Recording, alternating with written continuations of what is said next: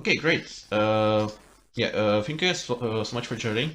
I'm gonna do a brief explanation of what this is about, and then we can start. I know you're on a short time, as you see, so I'm gonna keep it brief. Cool. Yeah. Okay, so what we are, hey Kwasi, what we are gonna do today is we are gonna look at the typical features, architecture of four countries: Switzerland, Germany, Austria, and Slovenia. Originally, I was planning to do more. However, this is already a lot, and I think we would we would have to end up splitting it into anyways. So, yeah, we decided to keep it at just this today. Czechia, Slovakia, Hungary, and Western Poland are coming later. It's not just me. I'm joined by now two co-hosts. It's gonna be kind of a rotating cast today. Right now, with me are Calamity. Can you say hi? Hi. Yeah, you might know him as a co-host of the Geoguessr esports channel and a fellow Central European. So I brought him on as an extra expert, I guess. And also, I'm also joined by GC, who I'm sure you're all familiar with. Hello, Simi's chat. Hello. I think my Central European credentials are less strong than both of yours probably, but That's okay. Yeah. So our format today is going to be I basically prepared a big list of locations that we're going to look at, and we're going to go into them. We're going to explain what's sort of typical or unique about those features, and we'll see. Maybe we'll figure out something that some of us haven't known before. So yeah, and we're going to go through all these locations, covering all these countries. So yeah, just a second. Nigeria, can you start with Austria? That's where I live. I sort of wanted to go geographical, so I was thinking of starting with Switzerland, then going to Germany, and then Austria and then Slovenia. But yeah, I guess we can start with Austria. Do you guys have any particular preference on in what direction you would go if you want to start with Switzerland or Germany or wherever? I guess it's kind of up to GC since he needs to leave. So do you have any particular preference? I don't have. I think Switzerland is actually. Look, Germany's Germany, the variety in Germany is interesting, and I think quite a helpful one, particularly because you don't have a massive area of the country covered. Like you can win a lot of points, I think, if you know a bit about the architecture in all the different cities. That might be good, but it's up to you. Yeah, sure. We can start with Germany. That's no problem to me. I agree with that. Just the country is so big, we're more likely to see differences in architecture rather than the relatively small Switzerland or Austria or Slovenia. Yeah, okay. Well, let's start with Germany then. So, Calamity has suggested to me that I can do screen sharing on Discord, so you guys don't have to watch my stream to know what I'm talking about. Oh, Ashley's here. Nice. So we're gonna have all of the gang together, at least for a while. Yeah, that could be good. So let me just try to set it up. I think I'm gonna lower the resolution a bit for the Discord screen, so my internet doesn't die completely. Does it work? Is Radu in the voice chat? Yeah, I joined. Oh, hello. Oh, hello. Yeah. Okay, so that's our final host for today. It's Radu. I'm sure you all know him as well. Can you say hi? Yeah. So yeah, that's the guest for today, and I think we can start. Let's make this no more technical trouble. The Discord stream is working, right? It's working. It's just I can see a bunch of pixels and not really much more. Yeah, it's like extremely pixelated. Let me up the resolution. Better now. It's better? It's better now. Yeah. Okay, nice. Yeah. So, well, I think we can start with the first locations. So we're gonna sort of go in a in a counterclockwise fashion. So we're gonna start north, then we're gonna go through the west, the south, and end up in the former DDR. So yeah. If you guys want to open the first location as well in the Google Doc, I have prepared locations.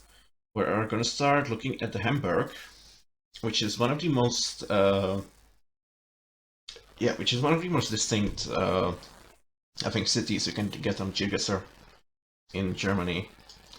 So if you guys have it open or are watching the stream, so yeah, this is I wouldn't say typical street scene in Hamburg, but it's certainly very unique. I think you notice right away that it looks a little bit like England, doesn't it? Or like the Yeah, UK. absolutely. Yeah, When I was it looking does. when I was looking through the locations beforehand, I immediately got sort of a British vibe from this. Yeah, definitely. That's kind of when I wanted to include it, especially these. Oh no! I forgot my dictionary. These like I don't know, these Bay bits. windows. Bay windows. Yes. Thank you. Yeah, jetting forwards. That's definitely something you think of as like a North Sea thing. So that's definitely a prominent feature you're gonna see a lot on the like north coast of Germany, which Okay. in Geoguessr. Sorry. No, I was just saying that's interesting. Yeah. Yeah, and which in Geoguessr translates to Hamburg or Bremen. So yeah, that's definitely something to remember. Obviously, I don't think anybody who has a little bit of experience in this game has trouble telling apart Germany from other countries. So this is more of a guide to sort of help differentiating between like the German cities. So yeah, Hamburg personally, I find it the sort of easy city to tell apart. So I've already mentioned the bay windows. Another thing I would mention is the color scheme. Hamburg is a very either white or like a lot of exposed brick. You can see this on the streets. Tons of very whitewashed buildings and some brick. You can see some light grays and beige and stuff like that. But generally, it is a very again, I get a very North Sea vibe. Like we saw a similar color scheme in like the Netherlands with lots of white and brick. Yeah, Northern Germany doesn't have quite as much brick, but yeah, you'll see it quite a lot. I feel like there are parts of northwestern Germany where you do see quite a lot of the kind of orangey red brick. And I'm trying to think where exactly that would be. It almost looks a bit like some of the brick they have in Belgium and Netherlands. Oh yeah. Definitely. I meant more in Geoguessr terms because you'll pretty much only see Bremen and Hamburg. Yeah, and as large cities, like post-war architecture, it's kind of all blending together, right? So the like regional trends don't play as much a role. But yeah, you will see a lot of exposed brick, definitely. If we were to talk like about Germany in architectural terms in general, we could be here all day, basically. It's such a diverse country, but yeah. Do you guys have anything you notice here or anything you want to add here? Nothing really from me, no. Not really, no. I guess slightly, not quite on the architecture theme, but spotting Hamburg, it's got a lot of canals and stuff. I think, which is quite architecture, but kind of related to the theme of telling apart different parts of Germany. Oh yeah, definitely. Hamburg is called sometimes the Venice of the North, which it's like one of 50 cities that are called like that. But I guess it's a little bit more deserved in this case. Yeah. Yeah, so that's the weird English-looking Hamburg. So we are gonna move on to the next location, which is more Hamburg. I really like Hamburg, actually. I'm a little bit biased. I think it's my favorite, like, major German city. I would like to go. Yeah, I feel like it has a pretty unique vibe and isn't quite as much quite as grey and drab as we're gonna see later. So yeah, this is more of Hamburg, the sort of Hamburg look I was talking about. I think this is Altona. I'm not exactly sure. No, it's Hamburg Neustadt. Okay. But yeah, you can see it's a very white. It's like super whitewashed. You don't see a lot of brick here, but this white color palette is definitely very noticeable. Compared to the rest of Germany, I think if this were like 200 kilometers to the south, most of these houses would be sort of grayish or like some kind of little bit drab colors, like yellows or reds or greens. It wouldn't be this whitewashed.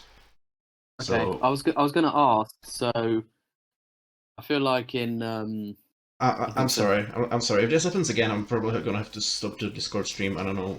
Maybe it's Yeah. putting a little bit it more might pressure. be asking a lot from the computer. Yeah. Yeah. So, sorry about that, guys. No worries. Yeah. Sorry. Just could you repeat what you said there, like maybe 30 seconds ago? Because yeah, my internet Yeah. died. So I was just saying that in some places like Stuttgart, you see the kind of that paler color of building as well. I was just wondering what your tips would be to differentiate those from the pale type of buildings in Hamburg. Yeah. I think we are gonna look at Stuttgart later today. Yeah. I think. It's kind of tough to say without looking at examples. But I I would think say what you were saying about the grey thing you were saying. oh actually, yeah. I think in Hamburg it's more. It's like it's like really white. Like even if you notice, Yeah. if you look at the awnings of the buildings, it's like Yep. it's either painted white or it's like very light gray or stuff like that. I feel like if you go further south, especially in Stuttgart, it's gonna be like natural sandstone, or it's gonna be painted some other color. It won't be all white or just like extremely light color theme. So that would be my answer to that. Yeah. Do you guys want to point out anything else here?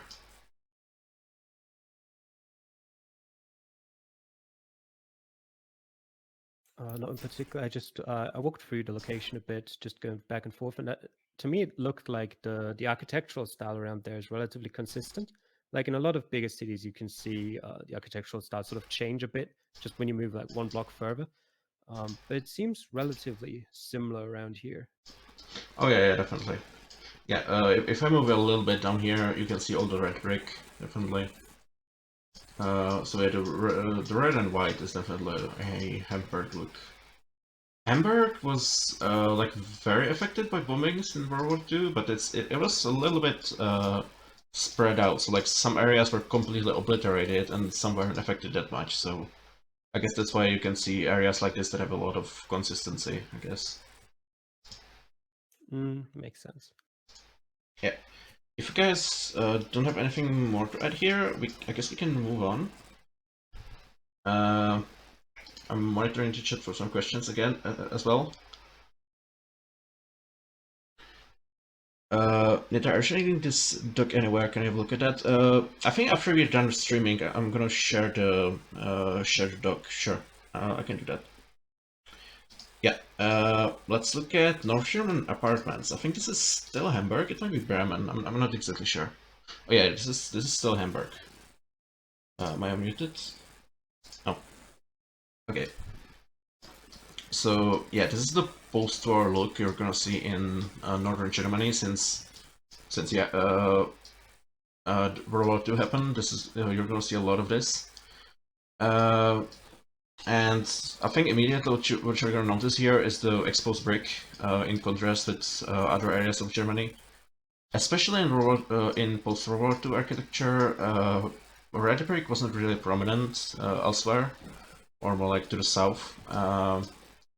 So a look like this on like clear post-war buildings, it's something that's yeah, that's something that's kind of hard to mistake for anywhere else. I'm not saying you can see red brick post-war red brick buildings more to the south. You definitely can, but it's more like the prevalence that's notable here. It's like every single building basically we see has some elements of red brick. Is my stream dead again?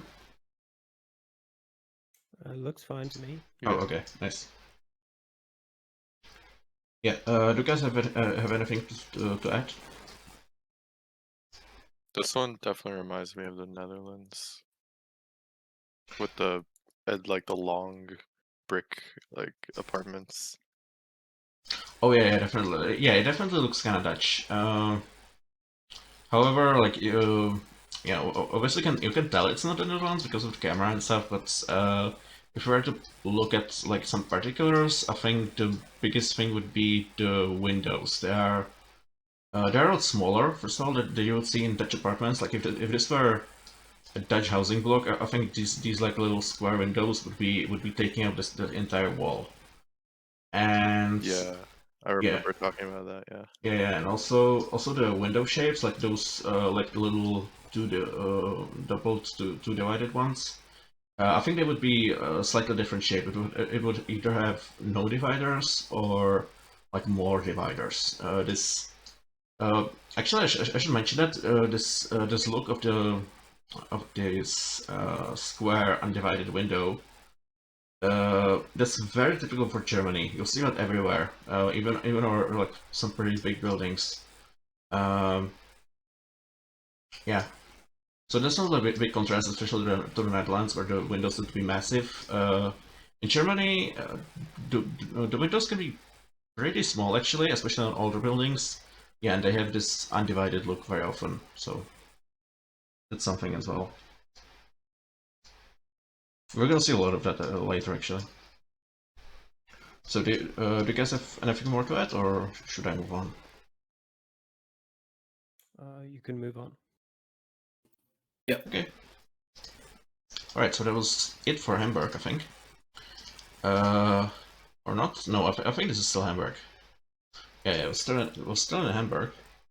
These are residential suburbs. I kind of wanted to use this example, since it's probably the most, I guess, representative of the typical elements you'll see. What you'll notice here is, first of all, the roofs. Pretty dark. Not quite as dark as we'll see later on, but a lot of definitely like dark gray or black roofs. Also, various very peaky roofs, I guess to filter out all the rain. And finally, the brick, especially on this house, this kind of darker brick. I think I should have mentioned.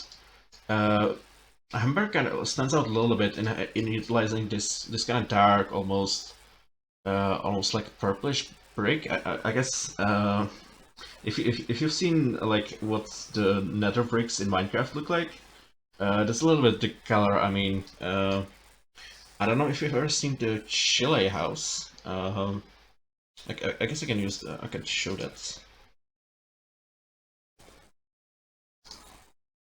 It's a famous building in Hamburg. It's German expressionism, which is actually one of my favorite architecture styles ever. Yeah, and this is what I mean. This is like a very dark brick color. And you'll see it all over Hamburg, apart from that typical red brick I mentioned earlier. Yeah. Mm-hmm. But anyway, coming back to this place, what I also wanted to mention here is that I guess RC maybe noticed some similarities especially to Denmark. Yeah, definitely the tall house, the one with the tall roof. Yeah, Reminds me a lot of Denmark. yeah, it definitely looks very Danish with the white color scheme, the overhang, the windows. Also, this house here, the brick one, it is a mansard, so it's kind of like the Nordic mansard. Yeah, like the Swedish one. Yeah. This is definitely not the only place you'll see mansards in Germany, since there's a very popular feature in Baroque architecture, which is very prevalent to the south. But if you see brick like this combined with the mansards or like very whitewashed look, it's probably going to be northern Germany. So yeah, I don't know. You guys see anything else that's notable here?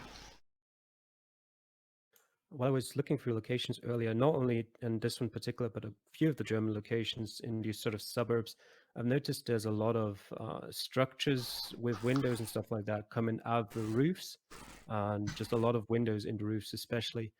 Is that something that's sort of specific to regions or maybe countries, or did I just not notice that much before? Well, Germans certainly do love their oh Jesus, what's the English word? The thing coming out of the roof. Do you know GC? Windows. Well, anyway. Oh, it doesn't matter. We'll point it out when I find an example. Yep. I wouldn't quite say it's like unique to Germany. Oh, attic windows, right? Thank you. But yeah, there are definitely a lot of those. Germans are definitely very fond of those. Especially, you won't really see that on Geoguessr. I think one region what I would say is typical for a lot of like really tall and massive attic windows is Saxony, especially like around the Erzgebirge area. But the obvious one that's not seen on Geoguessr, so maybe when you see some examples on some later examples, I can get into that a little bit because I can't really think of any right now. And I do really think that here you have like a bleed into the like Dutch, Belgian style and also into the Danish style. You can kind of tell that it's like in a way halfway between the two. Oh yeah, definitely. Yeah, Northern Germany has both influenced and been influenced by these regions before, so yeah. If you guys have nothing else to add, I think I'm ready to move on. Yeah, sure. Okay, so we are leaving Hamburg finally, and we are gonna move on just a short while to. Oh no, this is the same one. Sorry. Yeah, we're gonna move on to Hamburg, which is the other northern German city that has coverage. Actually, just to reiterate a little bit, in case you aren't quite sure, I'm gonna just highlight which areas in Germany have street view. So, this work? Yeah. In the north, we have Hamburg, we have Bremen. Then moving further south, we have Berlin, Hannover, Bielefeld, allegedly, Leipzig, Dresden. These are the big three for the former DDR. We're gonna talk about that. The big boy, where everybody guesses, in the NRW. Then Frankfurt, a little bit in Mannheim, which everybody forgets, myself included. Then Nuremberg, Stuttgart, and Munich. So those are the areas we're going to talk about. I forgot we had Dresden. Yeah, I sort of keep forgetting about Leipzig and Mannheim in particular. And Bielefeld. Yeah. Yeah. So yeah, we are in Bremen now. Kind of neat city. I've been there once. As a really preserved section of the old town. I guess we can take a peek at that for a bit. Yeah, what I kind of wanted to point out here again was the prevalence of the red brick, especially in post-war architecture, which we won't really see in the rest of Germany to this extent. As you can see here. This is like entirely like 16th, 17th architecture. So okay, here, just a ton of red brick here in general. So I thought that was worth pointing out. Also, you see a lot of yeah. You kind of see the elements of the general German look. Kind of drab, grayish, beigeish. Yeah, it's not very exciting to look at. Also, this building right here, with the kind of lines going in between the windows, that's kind of very typical of it. I feel like this you'll see buildings with this kind of all over, but I think it's kind of a part of the general like Western European international style in the 60s. It was like one of the cheapest designs you could get, so it's kind of all over. Yeah. I don't have much in particular to say here. Do you guys want to add something here? This is definitely the color of brick I was thinking about when I was asking earlier about that kind of Dutch kind of brick color. This is definitely what I had in mind. Oh yeah. Yeah. As I said, that kind of dark brick is more prevalent in Hamburg. You'll see it outside, especially in like these those expressionist buildings, but it's definitely way more prevalent there. Yeah. Okay, that makes sense. So you get a kind of darker shade of it in Hamburg and the slightly more red orange shade in Bremen. Yeah. I just noticed how there's like lots and lots of windows in all of these buildings. Yeah. Germans are similarly sun deprived to the Dutch, but they haven't figured out how to build larger windows, so they just add a lot of them. So yeah, and you see a lot of these like little square undivided windows, and they're all over. You can see them in houses from the like 17th century as well as in office buildings from the 80s. So it's a very typical German look. So yeah, I think we can move on from here, and we're going to be leaving the northern German region behind and moving to just slightly northern Germany in Hannover. So yeah, Hannover, never been, heard it's ugly as hell, so not a lot of... It looks it. Yeah. You chose a good picture to represent that. Yeah. Not a lot of pure architecture left here, unfortunately. So yeah, what I wanted to show here is that is a little bit of a contrast with Hamburg and Bremen we saw. It's still you still see a lot of like exposed brick here since it is still northern, but it's not as whitewashed as we saw in Hamburg. We see a lot more color now.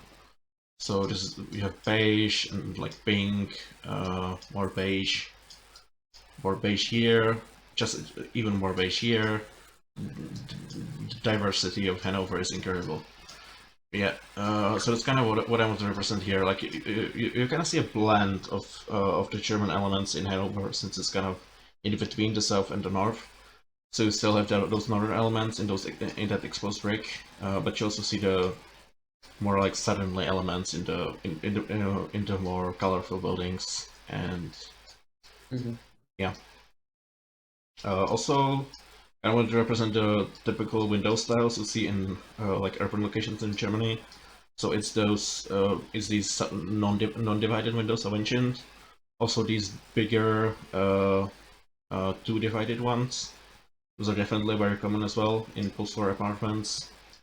And also these 2-bit ones, like you see in Ireland or UK, those are also pretty common. So yeah, all of these you'll see a lot in post-war apartments. So do you guys have anything to add here? No, it does seem quite ugly, but yeah, a few more of those colors. Yeah, definitely see more color here. I think you forgive sub, GC. That's so kind of you. No worries. Thank you. Yeah. So I think we can move on here. We should just think of Hanover fast a little bit. But it's gonna get a lot better, unfortunately, because I think we're moving on to the ugliest part of Germany, in my personal opinion, and that is North Rhine-Westphalia, or the Rhine-Ruhr area, which has the most street view, unfortunately. Yeah. So what we're looking at here is Dortmund, home to a football club I don't really know about, but I guess it's like the one notable thing about it. As what you'll immediately see here, I think, is the grayness that I mentioned earlier, especially compared to Hamburg. Like, especially you see every shade of grey. Yeah. I would make a 50 Shades of Grey joke, but it's not 12 anymore. Yeah. That should be the name of the street. Yeah. Yeah, especially what I especially wanted to point out here. Oh, did my stream die again? No. Yeah, I think. Jesus Christ. guys, I think I'm gonna have to end the I think The stream is stream. it's still working. Oh, it's I think still it's working. okay. Okay. I think so. Yeah, because in my app it showed me reconnecting to chat, so I thought I'd died again. Okay. Never mind. Let's move on. Yeah, what I especially want to point to here is this dark shade of, like, very grimy shade of gray. This is something that I kind of struggle to think of where you would see that a lot outside of Germany. In Poland, definitely, you'll see very lots of very dark gray in Poland. We're gonna see that next time, I guess. But again, this is more helping you differentiate areas of Germany rather than like yeah. I think this is pretty easy to tell this is Germany. So yeah, yeah, Northern Westphalen, very gray. That's kind of the gist of what I wanted to show here. You do get some colors, like you see here, a little bit of red there, a little bit of yellow there, but it's mostly just grays. And I think, even in contrast to other cities in Germany, which are also pretty great, it still kind of stands out. Like, if you go more south, you're gonna get a little bit more colorful. If you go north, you're gonna get more white and more brick. Northern Westphalen is just gray. So yeah. Do you guys have anything to add here? No, that's useful. I guess it just applies to all of those Ruhr cities. Like that this is just the kind of general look for the area, rather than specific to Dortmund, right? Yeah, definitely. I didn't pick an example from every city I discovered because I kind of wanted to pick out like distinctive examples. But this could be any of them, I think. This could be All of them in that area are going to look similar, aren't they? Yeah. Yeah, it could be Essen, it could be Wuppertal, it could be Cologne even. There's not a lot of diversity in that area. Since again, it's all post-World War, and that was time when it was kind of all meshing together, and also they were trying to build everything as cheaply as possible. So it's kind of also the grace. Also it's obviously an industrial area, so kind of gets that kind of grime like we saw in northern England, I think. Yeah. Thank you, just hanging out here. Yeah, do you guys have anything to add here, or I think I can move on? Nothing from me. I think you can move on. Okay. Yeah. So the Snipe of Dortmund. This is gonna be in, I don't remember exact places. Yeah, this is in Essen. You see again, not a lot of change from the previous one. Yeah, a lot of grays once again. Very dark gray. I think this is even deliberate. Like, especially this house, they painted it like almost black on purpose for whatever reason. But on this side, you can see also the other kind of colors you see. It's a little bit lighter gray. Also these like kind of drab yellows and blues. Even a little of brick here, which you will see in Northern Westphalen. Since it is a flat area. So you will see brick every once in a while, but it's not that common. So yeah, it's mostly grays and these kind of drab colors once again. Yeah, I think the main takeaway here is the dark gray, since there's definitely I don't remember ever seeing that much outside of North Rhine-Westphalen. Oh, Pastor said they painted after the house yellow, then the neighbors complained and I had to paint the rest gray. Yeah. No standing out here. Do you guys have something to add here? I just think it's funny how that one house in dark red looks like it's the only house on that street that's been renovated in Yeah. the past like 50 years. And everything else is still just how it was when it was I built. see more divided windows here. Oh yeah, definitely. Definitely. Yeah, you see a lot of these like two divided windows that I mentioned earlier. Those are very common in post-war apartments. Also. Yeah. Also these like sort of grayish ones, I guess. But you also have those undivided ones. Farbe ist verboten. Yeah. Yeah. So that's kind of the depressing look. Yeah, I think we are familiar with. If you guys have nothing else to add, I think I can move on. Yep. Okay. Oh yeah. This is a good one. This is the center of Wuppertal, which you might know for that super sick, like a hanging monorail. If you've ever seen that.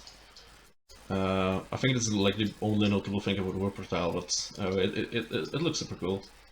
If you can find a I've video. never seen it, I don't think. Yeah, I've seen it before. Yeah, you're right. That's probably the only thing recognizable about the city. Yeah. I don't remember what it's called, but it's like it's basically like a monorail that's suspended. That's the word, suspended, and they build it over the river, so it's gonna runs over the river. It looks super cool, and you can find videos from like 1905 in full color as well, which is super cool. But yeah, Wuppertaler Schwebebahn. Schwebebahn, right. Yeah. So I definitely encourage you to look that up. It's super cool. Yeah, but anyway, back to the topic. This is something I definitely want to point out about the Northern Westphalian region, and that's these shingles. These shingles covering the houses, not the roofs. Like, I think they get confused. They put them on the wall instead of the roof, and they're just about too lazy to turn them out. But yeah, that's something that you definitely. That's definitely very distinctive about this whole region. You'll also see a little bit of this over the border in like the German-speaking part of Belgium, but you'll see most of it in this part of Germany. And there's something definitely. If you remember anything from this stream, I think that would be one of the main points. These shingle covers in North Rhine-Westphalen, since yeah, that's one of the most distinct things about this part. I actually wanted to mention, because I think the shingle like wall is really cool, but there's like I was looking at architecture in like Chile, and they have some interesting churches that also have these shingle walls. I think they're probably made by German immigrants, but I can like send it in the chat Oh, yeah, that would be great. because it looks really cool. Yeah, Can see that. it does cool. It does look cool. Yeah, you can actually find these shingle covers in the Erzgebirge as well, maybe some other mountain ranges as well, but you won't see them on Geoguessr. So in Geoguessr, this is unique to this region. Definitely. I'm just gonna quickly check out. Chat. Just gonna quickly check out that link because I do want to see that. Oh yeah, that's super cool. Is it the island of Chilon or whatever it's called? Yeah. Yeah. Oh yeah, I've heard about that. It's a UNESCO site as well, I think. Yeah, this is really very cool. I think some of the houses are also like that as well, with the My shingle street wall. views. Yeah. Sorry, my street views bugged. Yeah, I think the main difference there is that those are made of wood, whereas this is like the shingle stone. So, yeah, because this type of stone is super prevalent in the area, and I think I've already noticed that most of the roofs here are either black or this dark brown. So, yeah, that's a local shingle. And even if it's not like the original shingles like you see on this house here, they still like kind of imitate that cover with like plastic or whatever, still in this dark gray or dark brown. So it's definitely a very specific look for this area. Yeah, and you'll see this mostly at most of older houses, but as we'll see, you'll see that sometimes you can also see it in suburbs and stuff. Not a lot of. I don't think I've ever seen it on like apartments or like big office buildings, but when you run into older buildings, you'll often see this kind of look. Yeah. Do you guys have anything to add here? Nope. Right, let's move on. Yeah, this is the NRW suburbs, and this is in Cologne actually. Yeah. Okay. Yeah, so this is the kind of suburban look I think you'll also recognize from NRW. What I want to point out here are definitely the roofs. You see these almost black or dark gray roofs. Also, the color scheme, it's kind of a mix of like white, these kind of very drab yellows and grays, and also kind of few shades of brick. There's actually a little bit confusing locations, which is why I wanted to show it off. Because as I said, the NRW is kind of a mixed zone.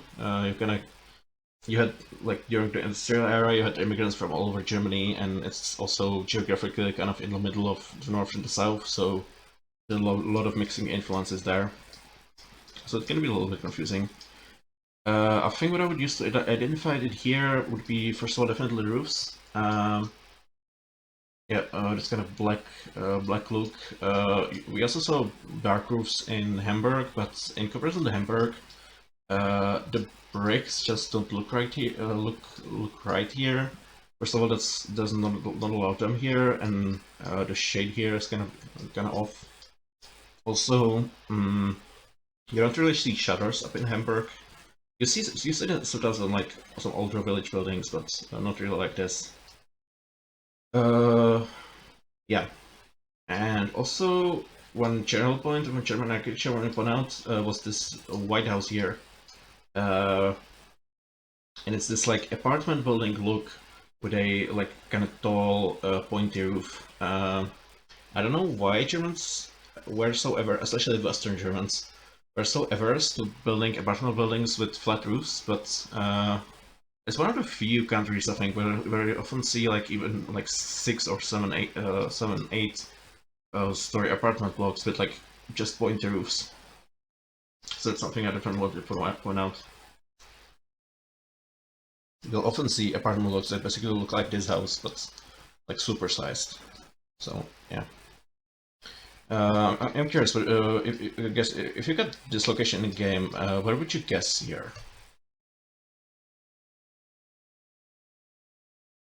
I mean, there's still a little bit of blurriness, so probably Germany.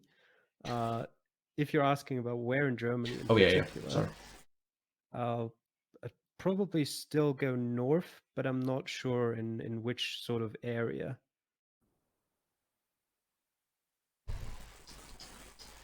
Yeah, I can Probably the same for me. I could be confused. I could have ended up going for like Frankfurt or something.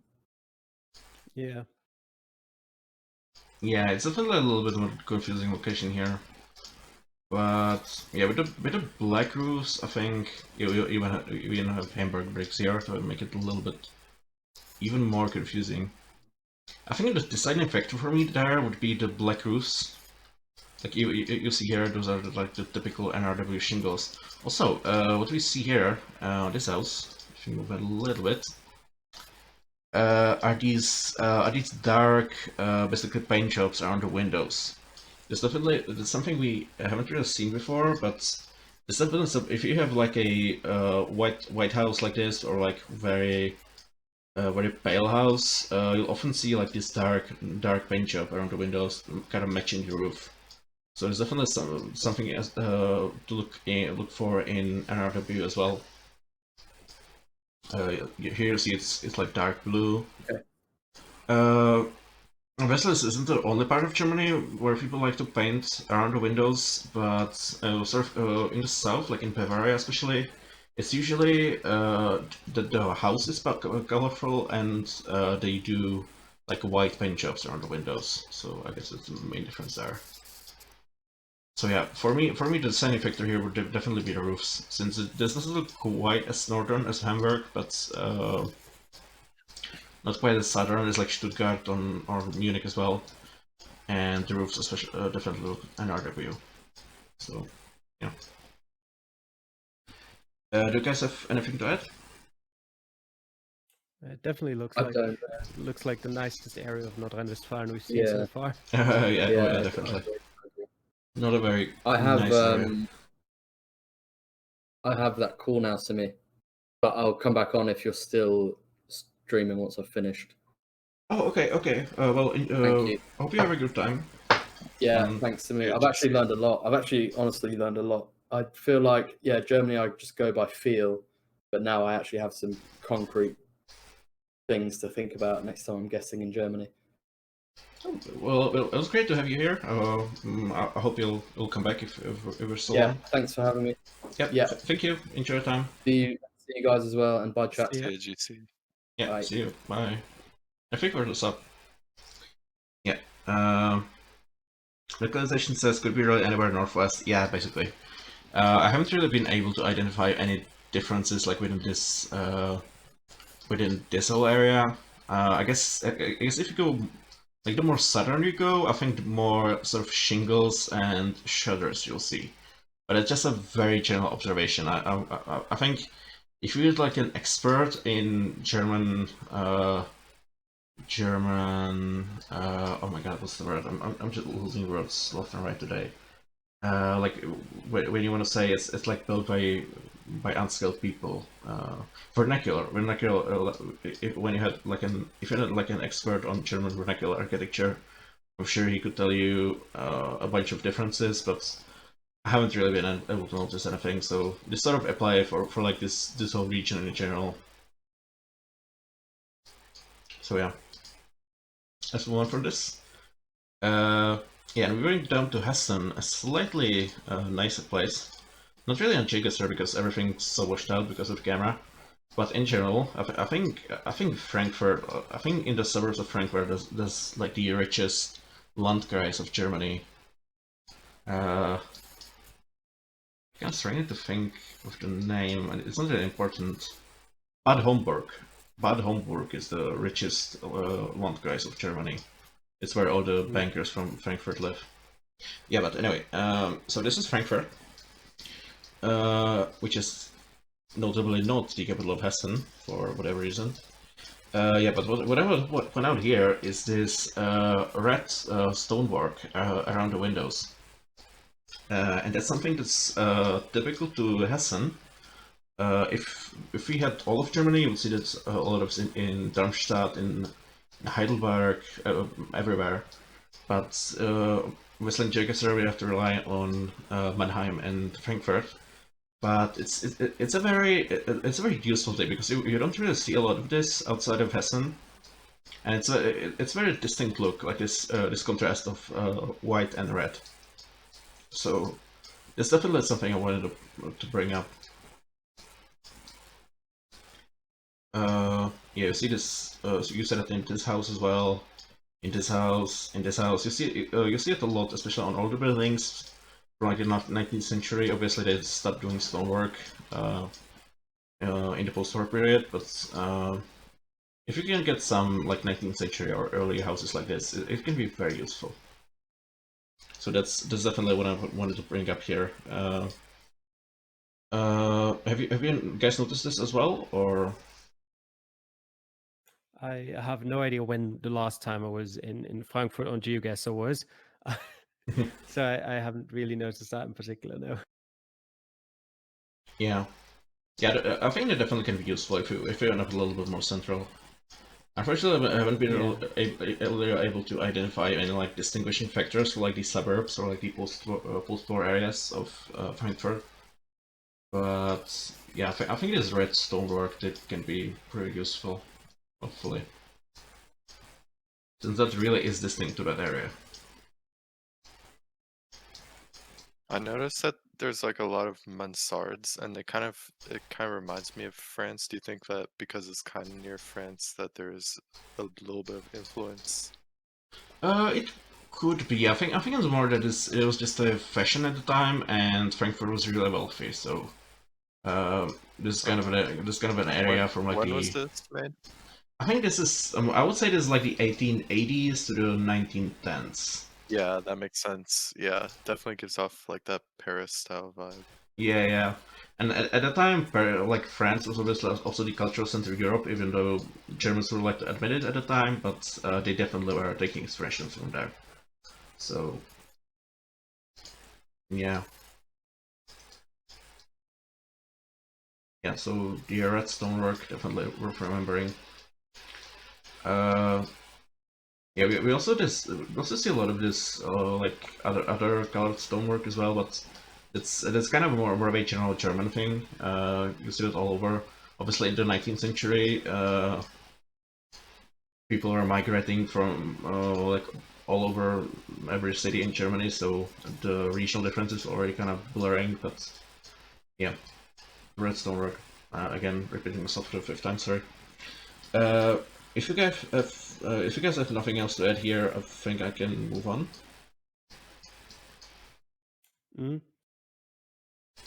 Right. Yeah, and we're gonna move on to Mannheim. Also another very nice city. I've never been. I've been to Heidelberg, which is lovely. Never had anything good about Mannheim, except the fact they have a really interesting naming scheme, because they have no street names in the city center, and they just name the blocks. So it's gonna be unique, I think, in Europe. I think they just made it up to have something interesting, because otherwise it's just yeah, nothing really great here. Yeah, but what I wanted to point out here was again this red and white color palette. Here we have a Baroque. I think, yeah, I think it's. I'm pretty sure that's a church. It's either a church or it's a city hall. It could be a combination of both. I don't know. Yeah, but yeah, just the color palette here definitely should remind you of that whole. Oh, Mannheim is actually in Baden-Württemberg. It's my bad. Yeah, but that whole area, like around. Hold on. Yeah, like around the like the lower Rhine, like sort of around here. That whole area in Geoguessr, Frankfurt and Mannheim. There's definitely where you see this red and white color palette. So yeah, that's just what I wanted to point out here. We have a very rare older house here, actually. And again, it has the same thing. Red silver around the windows.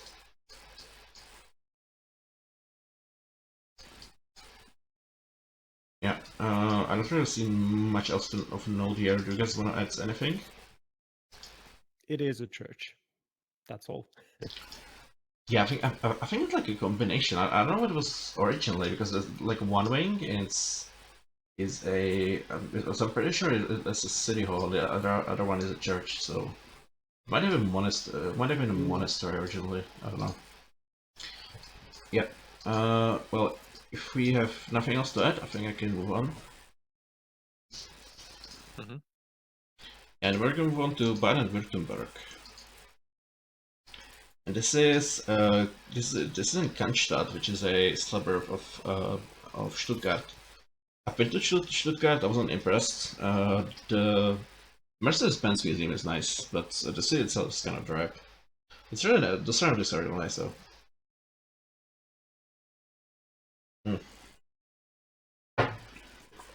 Sorry. Anyway, what I wanted to talk about here are these houses. So probably the first pre-19th century houses we've seen so far. And I think in Baden-Württemberg generally you see a lot of these, a lot of that like stereotypical German look that people associate with Germany like all over. Especially here you see the Fachwerk or the half-timbered work. Also you see the floors kind of jutting out, not only here but on this one as well. That one there, that one there. That's like very typical of this region. Also, you see a lot of these older houses are facing the road on their like front side with their peaks. So that's also another thing to point out. Yeah, just very like kind of stereotypical fairy tale look on these houses. What do you guys think? Yeah, this is definitely sort of the first location that we've had where I'm thinking like this is exactly what I imagine a sort of southern German area to look like. Yeah. Yeah. Yeah, definitely. You'll definitely see a lot of Fachwerk.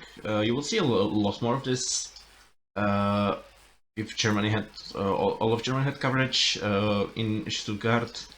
These houses are mostly painted, but if we were to go to like Tübingen or Reutlingen, these kind of cities, there's a lot of more exposed Fachwerk.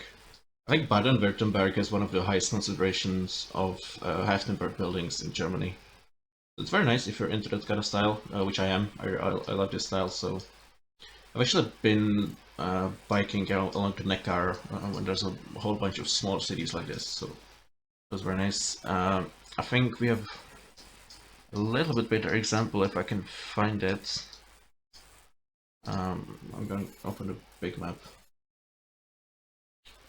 Yeah, this is a this used to be a separate, actually a separate city that got incorporated into Stuttgart and escaped bombing. So there's a very original look. Yeah, you see here again this same style. Also, another thing I want to point out here are these. There's lots and lots of shutters, which we haven't really seen before, especially on older buildings, except more as like stylistic additions for like suburban houses.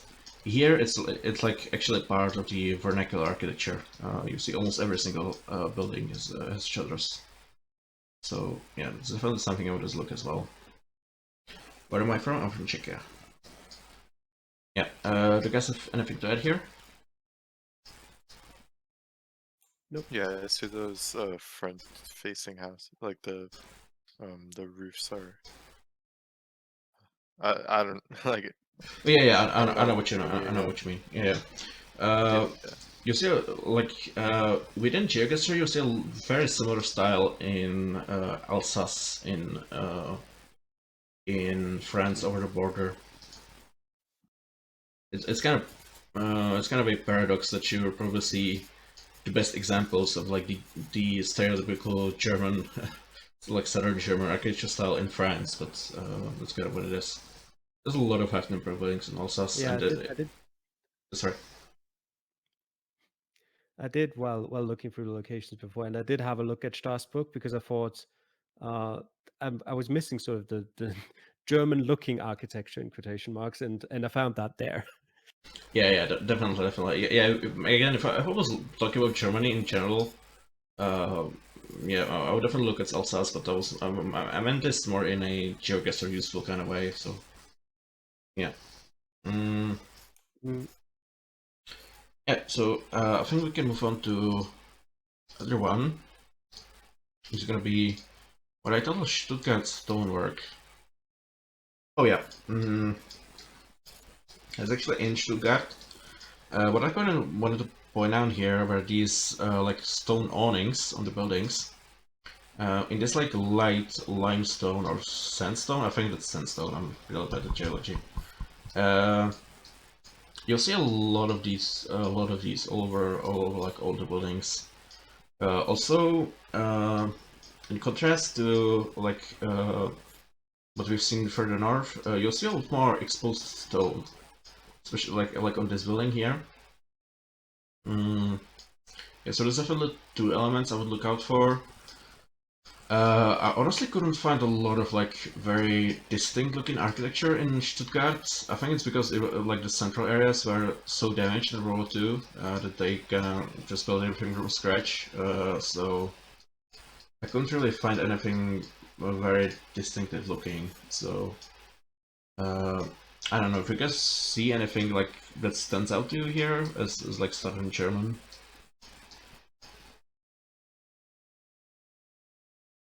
Yeah, I'm sort of walking around, but it's just like you said. There's nothing really standing out. Yeah, the kind of stonework around the windows is one thing I definitely wanted to point out. Oh, this is a nice house.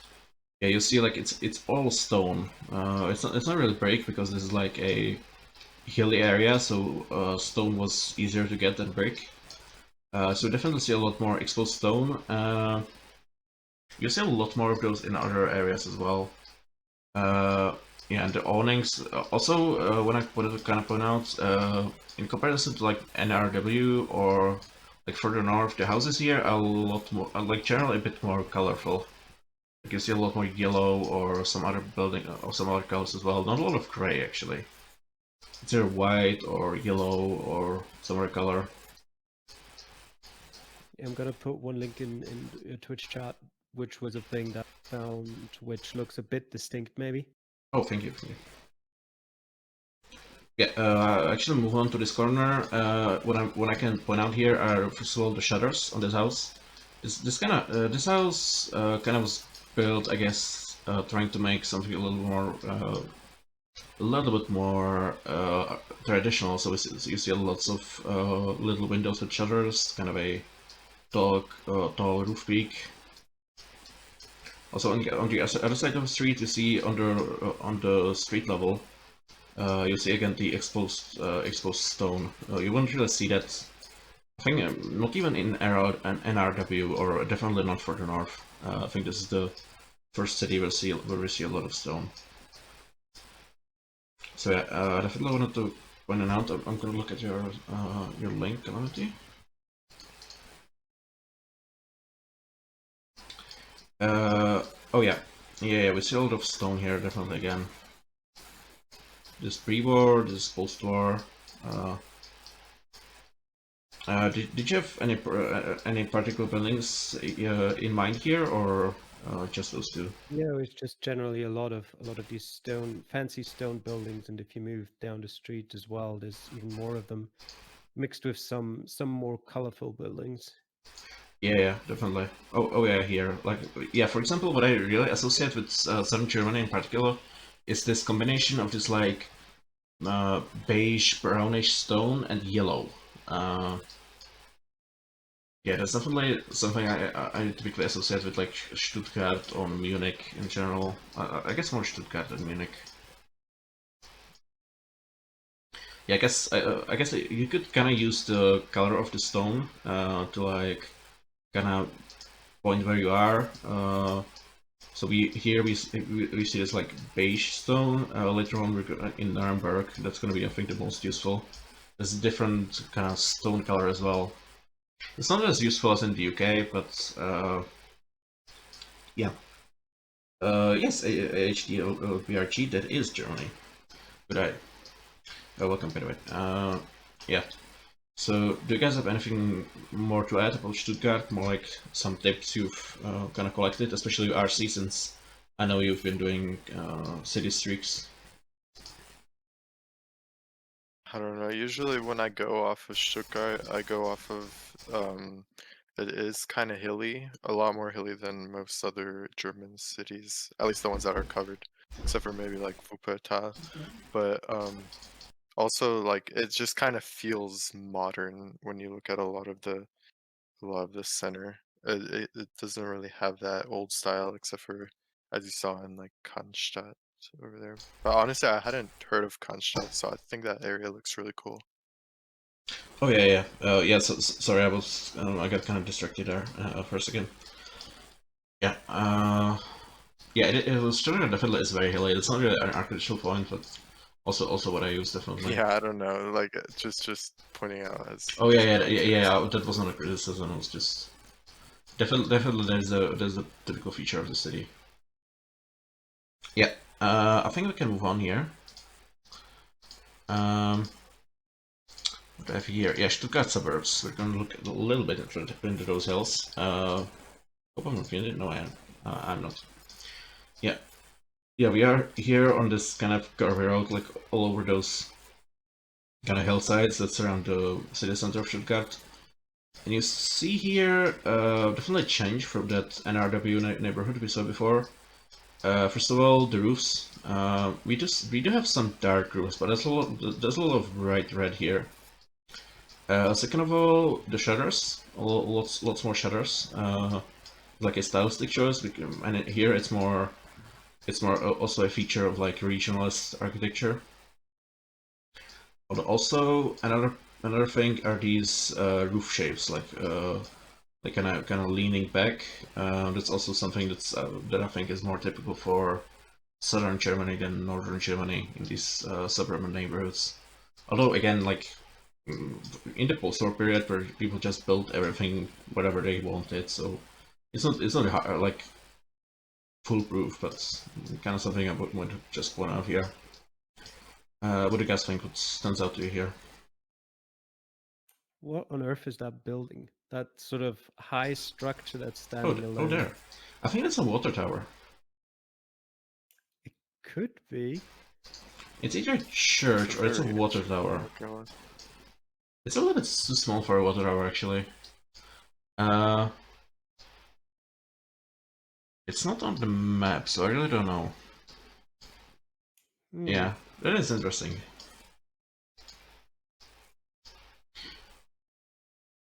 Yeah, because I've actually been to a similar looking water tower in Rauma in Finland, but it was like 4 times as large. You can actually take the stairs or the elevator up there, and like the water tank is in that big cube, and there's also like a cafe and a observation deck above there.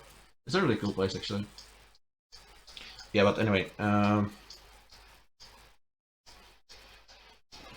sorry, I sort of went off on a tangent and interrupted you guys.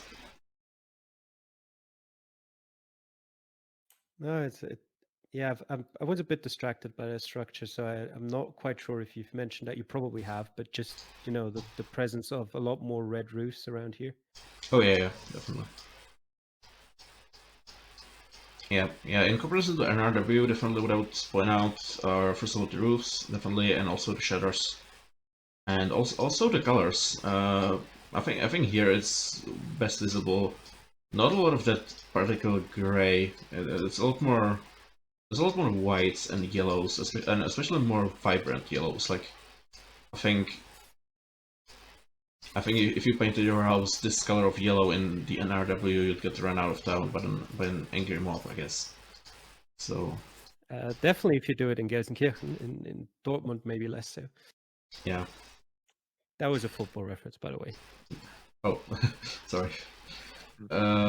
Jakarta says the houses look way more alpine. I guess a little bit.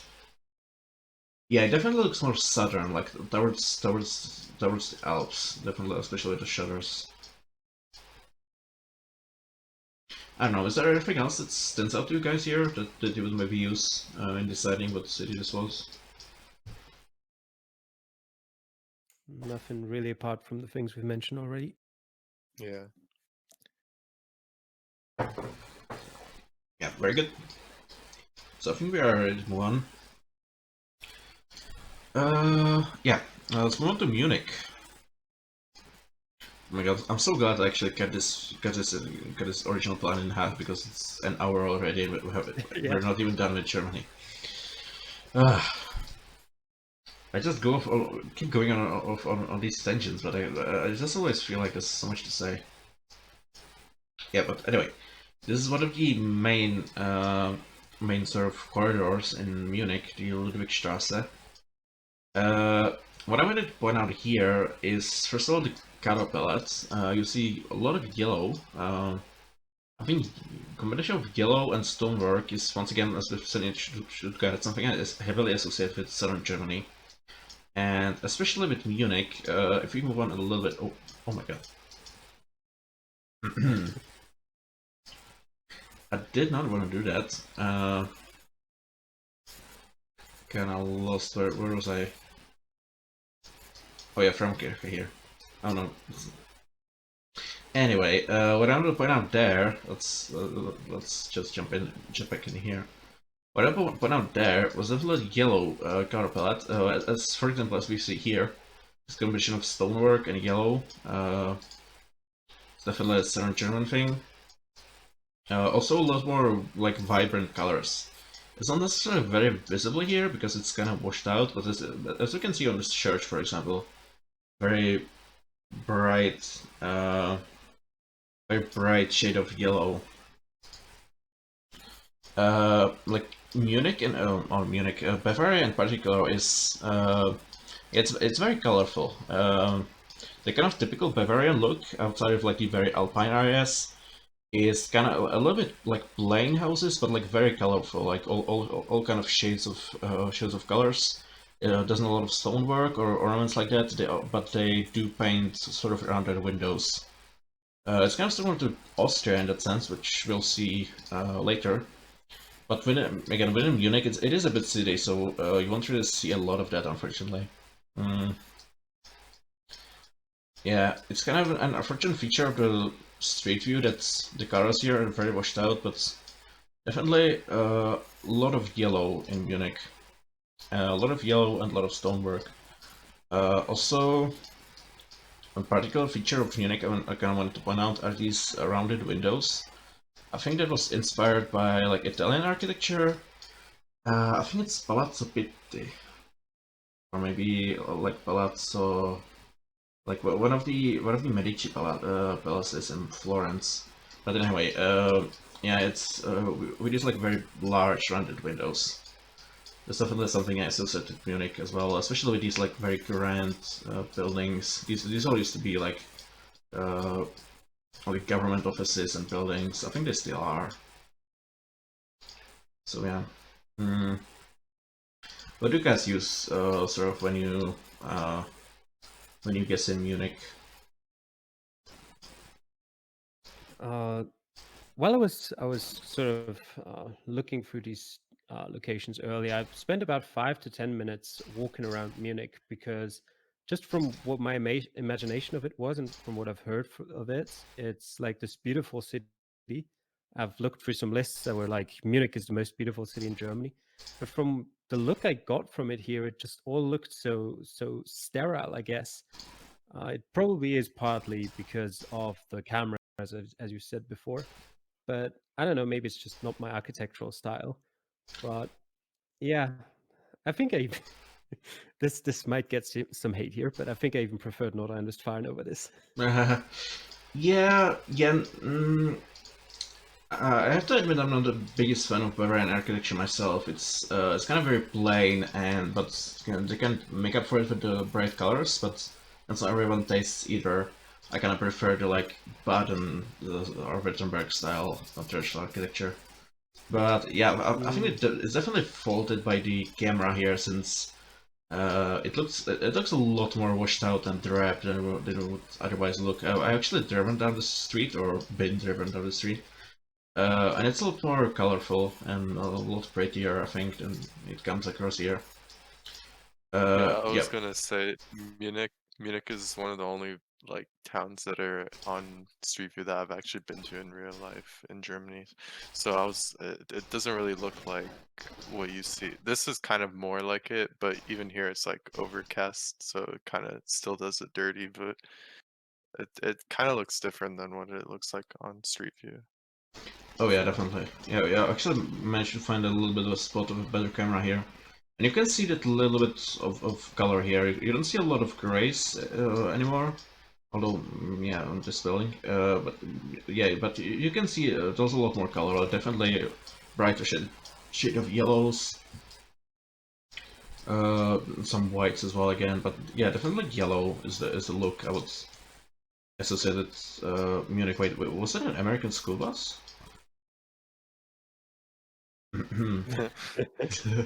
Interesting, very interesting. Yeah. Yeah, I don't know what else to point out here. Do you guys want to point out anything else about Munich, or something you've noticed maybe?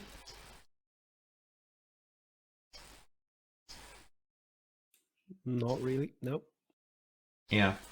Something yeah, I think Bavarian architecture in general is very similar to northern Austria, I would say.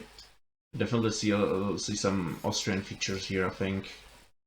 Especially like residential, like older residential houses. Although, as you'll see, Austrian houses that generally are a little bit more ornamental, I think. Especially in these like in these like 19th century residential areas. There's a little bit more like, I think they were going for like opulent and grand. As much of that as possible in Vienna for sure. Yeah. Well, if you guys don't have anything more to add, I think we can move on.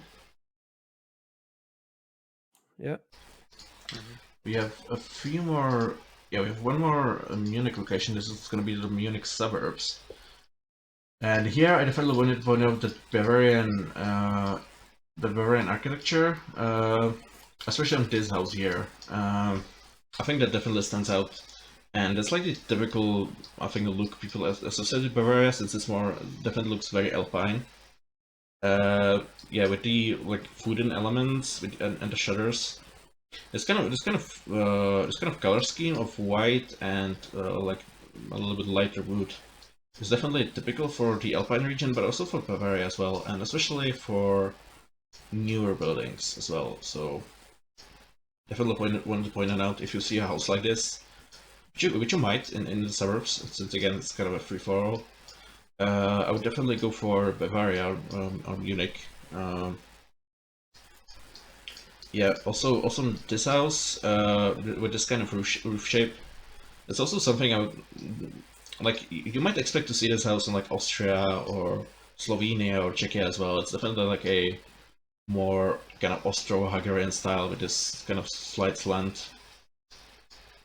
Definitely doesn't look very similar to the kind of houses we saw before. Especially especially in when you go further north in Germany, particularly as we'll see in the upcoming examples in Nuremberg, the houses tend to have like a very sharp peak, like a very steep roofs, and a sharp peak. Here it's kind of slanted back. And in general, like the Alpine architecture and like Bavarian architecture in general, the houses tend to be facing like the road on their front side as well, but they tend to be very broad, like very like squat, and the roof shape doesn't tend to be as steep. It tends to be kind of shallow. So yeah, that's definitely something to look for in when you land in a suburb like this as well. I don't know. What do you guys think? Yeah, definitely. I wouldn't be surprised if I saw a house like the one on the other side of the road there. If I saw something like that in Austria as well.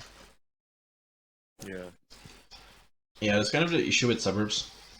One idea I had is make a map of like Central European suburban hell, but it's like just all like post 1990 suburbs, and it's just completely impossible to tell apart.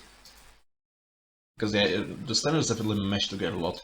Like yeah, if we actually move a little bit here, you see again this white and wood color combination on this house. So it's definitely not rare, not that rare.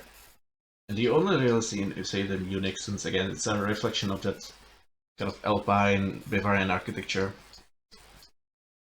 And as we move on to Nuremberg, which actually might, if unless you guys have anything more to add here. Mm,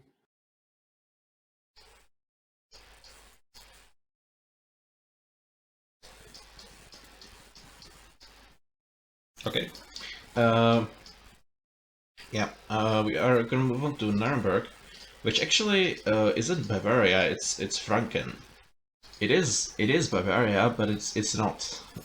It's very important to remember. I think there's a lot of like Franken regionalists who are very adamant about how different they are from Bavarians. Just because they share a state doesn't mean they are the same. So yeah. So this is Nuremberg. This is the city center of Nuremberg. I think Nuremberg is one of those like very famous cities that I think even a lot of Americans recognize. Before World War II, it had one of the largest collections of like medieval architecture in Germany. Unfortunately, that's not really the case anymore. Although they did repair some of them, like this house here, or at least they tried to keep a similar style. And what I definitely want to point out here is the color of this stone, this kind of reddish color. That's very typical for Nuremberg, and you'll see it all over, even in modern buildings, especially in the city center. So yeah, this is something I definitely wanted to point out. What do you guys think? Do you kind of recognize this style? I mean, it looks very distinct, yeah. And also, like you said, I was wandering around a bit in Nuremberg, and it does show up quite a bit. There are quite a lot of houses in that style. Yeah, definitely. Yeah. Just I think the stone color here is like the most distinct you'll find in Germany. And you'll see that not only in like full buildings like this, but also in like stonework and stuff. And as we can see on this house here, this once again we have a reddish stone and kind of facade. In comparison to Hessen, we've seen in Frankfurt, This is yellow. It's kind of yellowish. Once again, it's a kind of combination of stone and yellow, which I associate with like southern Germany. If you see this, if you just like the reddish stone and yellow facades, it's a pretty good bet. It's in Nuremberg. And if you see like a whole building made of this reddish stone, it's a pretty safe bet, to be honest. So yeah, definitely I wanted to point out something I wanted to point out. There's one other like distinctive thing about Nuremberg. I guess you can see it a little bit here, and it's these like very tall and steep roof peaks. You can see here, this is a little bit of an imitation. You cannot see that all over Germany, but in Nuremberg and in Franken in general, like if you look for pictures from like Rottenburg of der Tauber or Bamberg or some cities like that that weren't really damaged by the war, you see it a lot in like older houses. It's like super steep. It's like super steep buildings. Oh yeah, and here we can see what Calamity actually mentioned earlier. These attic windows. Yeah, in Nuremberg, there's definitely a ton of them since, yeah, as I mentioned, they like to use very tall, steep roofs, so they can fit a lot of these in, like even sometimes in 3 or 4 rows. I can actually go back a little bit. Yeah, like you see up there. I will probably need to Google for better examples, but sometimes on houses like this, you can see like this very steep roof shape. You'll see like 3 or like 2 or 3 rows of these. It looks kind of funny, but it's very, yeah, it's definitely something I would see with Nuremberg as well in combination with this stone color scheme. So yeah, do you guys have anything to add here? Oh, slightly unrelated to the architecture, but I just found some winter coverage in Nuremberg. I thought that was interesting. I don't think I've seen that in Germany before. Yeah, I think me neither. You post it in the chat if you want, if you want to. Yeah. So that's Nuremberg. I think if you guys don't have anything else to add, I will quickly check out this winter coverage. Oh, nice. Very nice. Yeah, we can see the Nuremberg castle there. I've been to Nuremberg. It's still nice. Like they did the best about job of rebuilding like the most important sites, but it's like, yeah, like you can only imagine how beautiful it used to look before the war. Yeah, it's probably also just not worth it from sort of a cost-benefit perspective to just rebuild everything like Yeah, obviously, especially after the war. I feel like the Poles tried a lot harder with like Warsaw or Gdańsk, but yeah, can't really hold it against them that much. Although they did a lot better job in wait. You can see the yeah, you can see the attic windows here. This is the kind of thing I was talking about. It's kind of an extreme examples, like extreme example. Yeah, this is definitely. Yeah, they actually rebuilt like a quarter of the old town of Rottenburg, and they were actually very faithful. Like they didn't do like one-to-one recreations exactly, but they tried to keep like a very similar style to the older buildings. It looks a lot better. It looks a lot less noticeable. But yeah, it's going kind of off topic, I guess. I could give you a list of a bunch of like nice German cities where you can see this style of architecture better. It's very nice. Hey, Shloody. Yeah, let's move on. When are you going to do ItsRC and architecture? After we're done with Central. After we're done with Central, I think we're going to do Southern because I'm looking forward to that. I have a lot of examples saved for that. And after that, we're going to do like Eastern. I'm not sure when that's gonna be. Like preparing, like doing this took me like almost 2 months, so I really don't want to really make any promises. Yeah, but anyway. It's alright. If we like learn it step by step, then like if we have like time in between each, like it kind of helps for me at least to like get better at like a certain area, and then like in a month or so, like you'll do another area, and so it doesn't like cross over, you know. Oh yeah, definitely. Yeah. I think it's better to like kind of take our time rather than rush. But yeah, I could probably try to speed things up a little bit.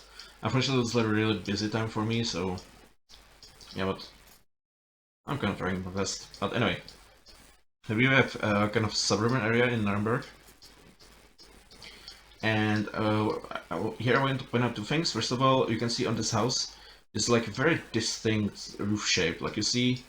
It even goes like even steeper as it goes on, and ends up very tall and steep roof peaks, and that's definitely a very typical, like more like broad German look, I guess.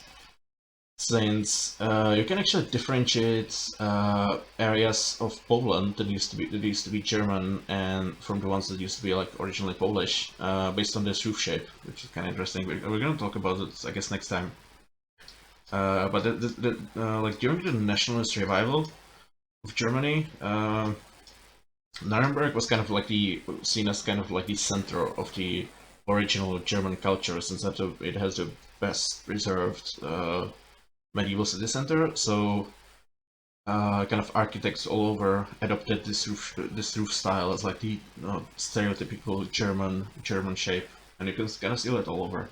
But in Nuremberg, I think it's the most pronounced. So yeah. Also here accompanying it are like a very tiny overhangs. That's kind of another feature of Nuremberg I want to point out. Basically no overhangs in the front. And the second thing I want to point out here is the pronounced kind of reddish stonework that I mentioned before. It's actually post-war development, I think, or it's more like 30s or 20s. But you can see they actually still incorporated the typical reddish stone here. So yeah. Do you guys have anything to add here? Nothing in particular. Okay. Hey, Nuremberg, welcome. Okay, we are gonna leave Nuremberg behind then, and we are gonna move to the former DDR. Yay.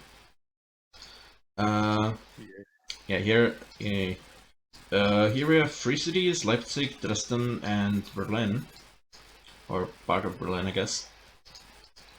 So we're starting off in Leipzig. Place I often forget has street view. I actually heard it's a nice city. I've never been though. It used to have a lot of publishing houses, I think, before the war. So yeah, what I want to point out here are the Plattenbau. I think everybody has kind of seen these or heard about these at least. But this is like the most stereotypical, I think, Eastern European apartment that you can imagine. And within Germany, it looks like this. The Plattenbau, or whatever they're called, they're sort of uniform all over like Central or Eastern Europe, which makes it really hellish sort of to tell them apart in like Poland or Slovakia or Czechia, where you can't rely on camera. But in Germany, they have a little bit more distinct look, I think. First of all, they're often actually kind of counter what I would imagine. They're very often not really painted in Germany, since it is a richer country. So we would imagine they would try to paint them, but they often don't really do that. So we can often see these exposed panel tiles, and this kind of grainy structure, I think, is a little bit of a feature of the German ones, and other countries that can be a little more plain. But yeah, like within Germany, as I mentioned, is more of a guide within Germany than more like Germany versus everything else. But what definitely differentiated from similar apartment blocks in Western Germany would first of all definitely be the texture, like these revealed panel tiles. I don't think you would really see that anywhere in the West. It was sort of more an Eastern thing to save costs. And if we move on to this side, hopefully I can jump a bit. Yep. Yeah, these balconies, like very very prominent concrete balconies. That's also a typical feature of the Eastern Plattenbaus. Yeah, what do you guys think? Would you have an easy time to take these apart from like the Western German ones? Probably this one in particular looks very Eastern European. Not sure if there were some less Eastern European looking ones around here as well, but this one in particular, yeah. Yeah, like as I mentioned, in Eastern Germany, like curiously, they just were very often unpainted. But if they were painted, I think what I would use would be the balconies. In my experience, like the Eastern, like the DDR apartment blocks, just feature a lot more like robust or massive balconies than the Western ones, which tend to be kind of more like separated or like more lightly built. Yeah, in the East, they didn't really care about that. So that's kind of what I. Oh, here's actually a painted one. So you can see, you can't really see the exposed panel anymore, but you can still see the massive structure of the balconies. And yeah, also the windows. We have the double divided windows, which are sort of shared all over. I don't really know. Is there anything else you guys notice about these that's kind of unique or stands out to you? Yeah, I think the windows in general are kind of weird depending on the buildings. Like on the first thing we looked at, it sort of only looked like half of the building had something in it, and the other half was probably just a staircase or anything. And on the last house we looked as well, that row of tiny windows on the side that you're looking at right now is kind of strange as well.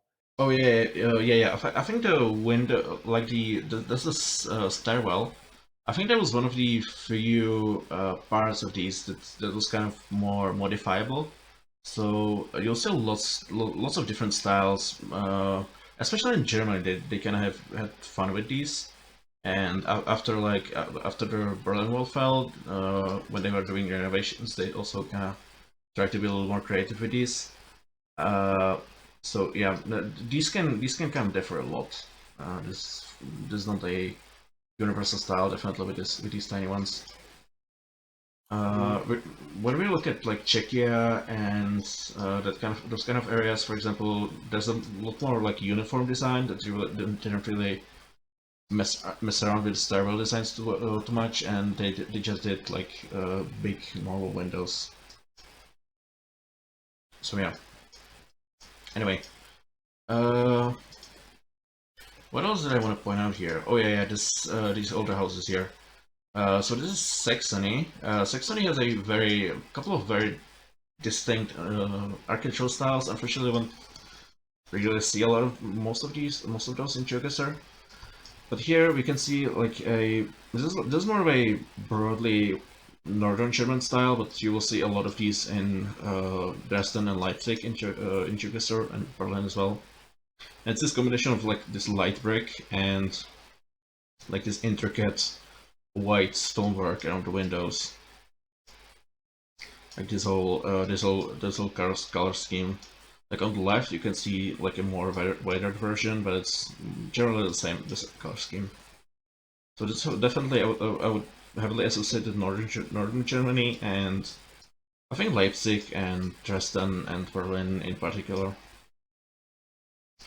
Also on this building here is what I kind of called the DDR grime, since obviously DDR is substantially poorer than the West with a variety of factors, and you can see that a lot in certain buildings, especially since it's been actually a bleeding population since 1989.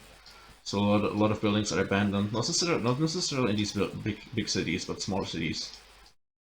So yeah, a lot of buildings aren't getting a lot of repair in comparison with the West. So that's something I have to point out. Yeah, and on this building here, a couple of things I want to point out. First of all, this black roof. We are in Saxony, which is close to the Erzgebirge. We just and the other region I pointed out earlier that uses a lot of shingles, both on the roofs and sometimes on the facade. You won't really see the facade ones here, but yeah, black roofs are definitely very typical for Saxony.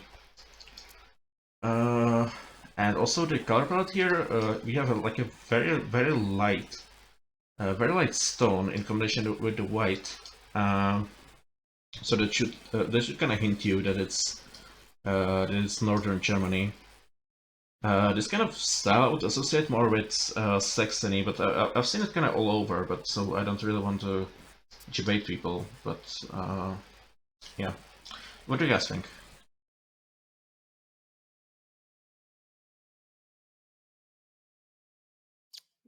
Yeah, Um, I agree. yeah, Saxony is just kind of a place I've never really looked at much in GeoGuessr, to be honest. Never had interest in Leipzig or Dresden, really. So, I, I don't know, this is all like new to me. Same, Yeah. pretty much. Yeah, I'm a little more familiar with these because I've been to Dresden a bunch. Like we used to go there basically annually for a Christmas shopping trip. So it was really close to Czechia, and they even hire Czech-speaking staff because everybody goes there because the selection is better and like stuff like clothes and electronics is actually cheaper. So yeah, but anyway. I looked a lot at the architecture, and when we're going to get to Dresden actually very unique in a lot of ways. So get to that in a second. Leipzig is interesting because it's some very super opulent looking buildings owing to the like publishing industry. Yeah, and this is kind of, and I kind of struggle to find anything that's like super distinct about this place, but this kind of color palette is something I definitely wanted to point out. This black roof, white facade, and like a very light stonework around the windows is something you'll see pretty commonly around in like Leipzig and Dresden. We've seen examples of this in like the NRW and further north as well, but it's not as either as common, I think, or it's like darker shades of stone. And and just repeat myself, when you have stonework and yellow, it's usually like southern Germany, like Nuremberg, Stuttgart, or Munich. So yeah, if you guys have nothing to add, I think we can move on to Dresden. Mm. Yeah. Yeah. Here we have an example. I think this is actually still Leipzig.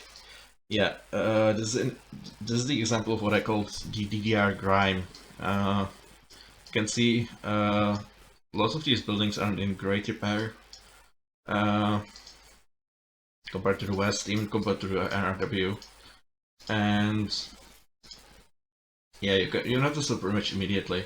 When you see like a lot of these like big residential buildings that are like very ornamental and like very opulent and stuff, but like are like sitting abandoned or like look like they haven't been repainted in 80 years.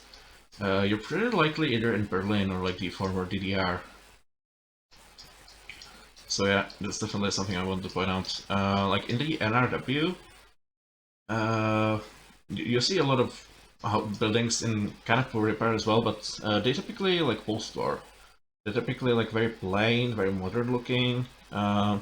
Here, a lot of this older housing is like from the 19th century and onward, but it's still very neglected. Like you see, very dirty bricks, very neglected stonework.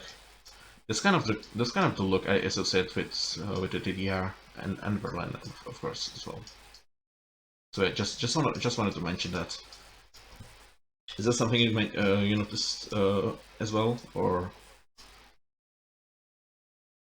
Yeah, I haven't noticed it before, but yeah, going through Leipzig right now, it definitely has a bit of an older vibe to it.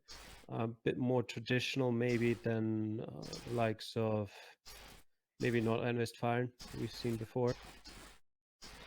He's a nice little short building. Actually, you can see the contrast here. Yeah, especially since this is the like northeast. This is a particular look where it's like dirty bricks and dirty stonework, like a combination. Or here again, dirty bricks, dirty stonework. Especially in Leipzig, you can see this particular kind of palette a lot. And here as well. Basically, every other building I see here is kind of various stages of neglect. I think the general look is definitely is a lot more older than in the NRW. I think that like the Rhine-Ruhr area was like more heavily bombed by the British Americans first of all, whereas like Leipzig and Dresden suffered only fairly light rates, even though it still destroyed like 40% of the town.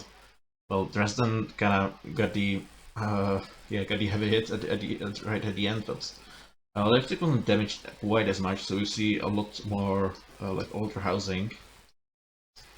Yeah, and still has that kind of grimy, rundown vibe. So yeah, just wanted to mention it. If you guys have nothing to add here, I think we can move on.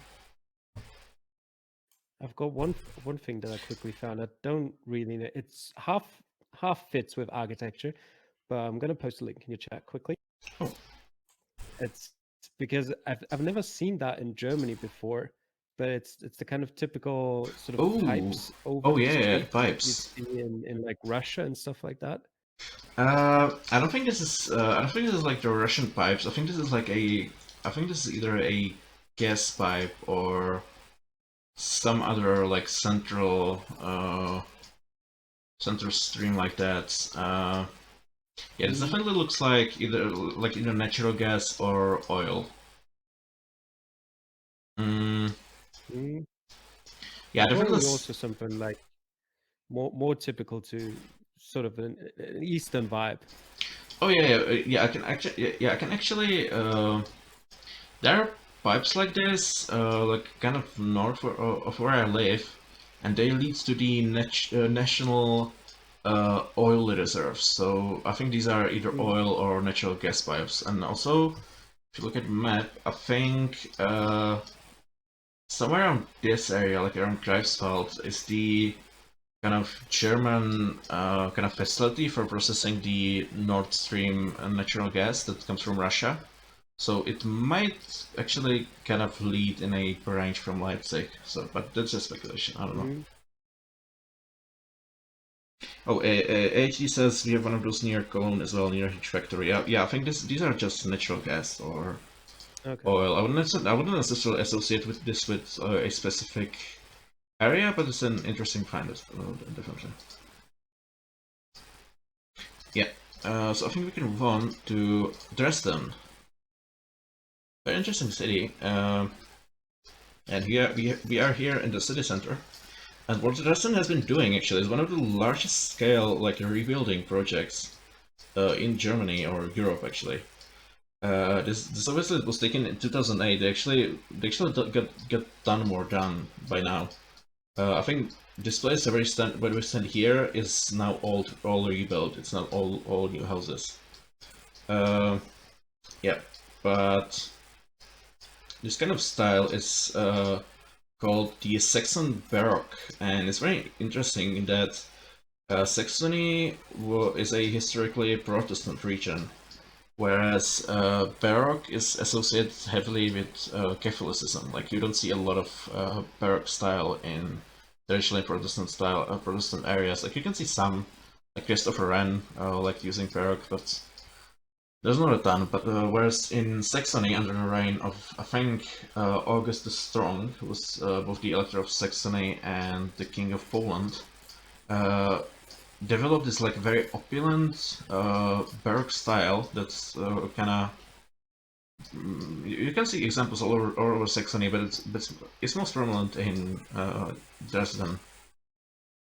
And it's this like very like colorful, very ornamental style with these massive mansards. And I think that's the most distinct thing about it. It's like massive red-roofed mansards with tons of attic windows. Yeah. I think the most typical color scheme for this is yellow, but they can be all sorts of colors as well. But it's definitely typical to be like a little bit lighter colors, or outright between like sort of lighter and darker colors as well. Have you guys seen this before? No, I haven't. Looking at it, it reminds me a bit of the architectural style of Vienna, sort of the Okay, inner chickens. city there.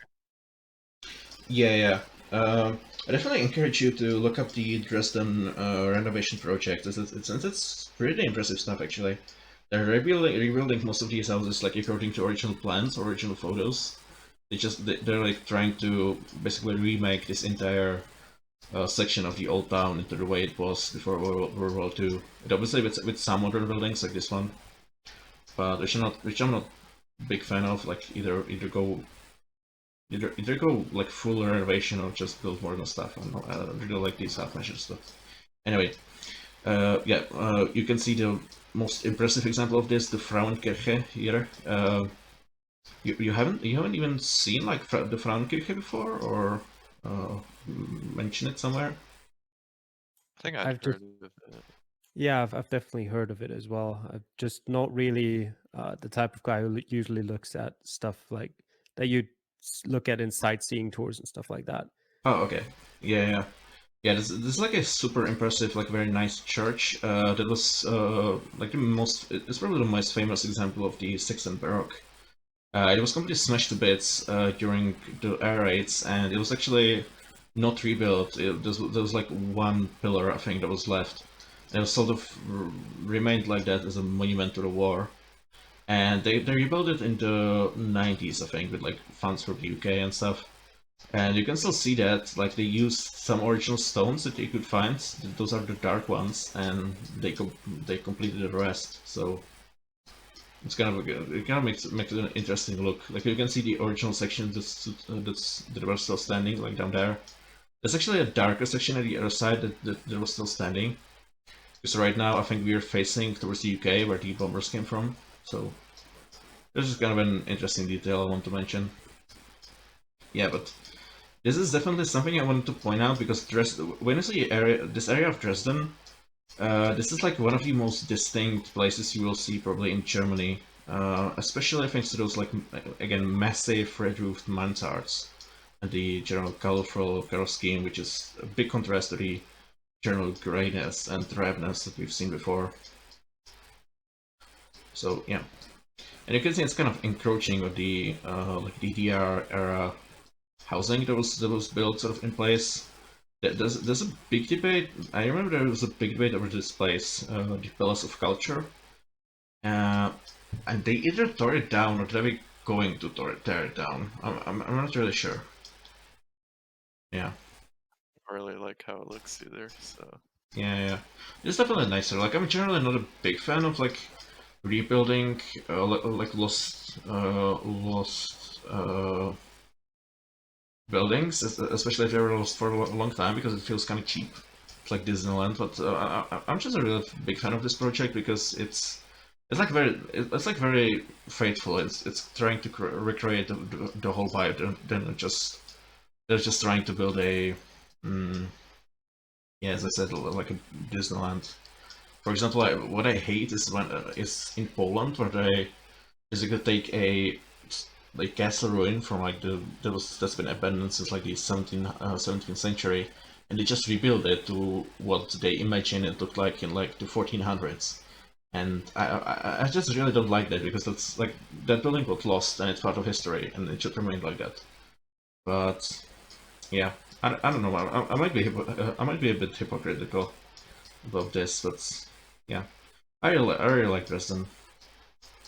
A little bit of additional information about the Culture Palace. Apparently, they've rebuilt it and started rebuilding it in 2013 and then reopened it in 2017. So it might look completely different right now than it looks here on the picture. Oh, nice.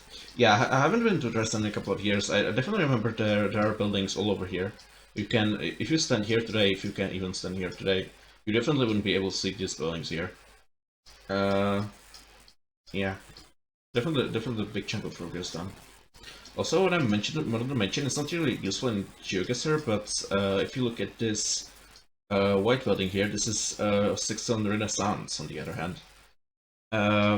Yeah, and it's this very distinct look with like very whitewashed buildings, these connected stonework windows, and a lot of these very clean roof peaks.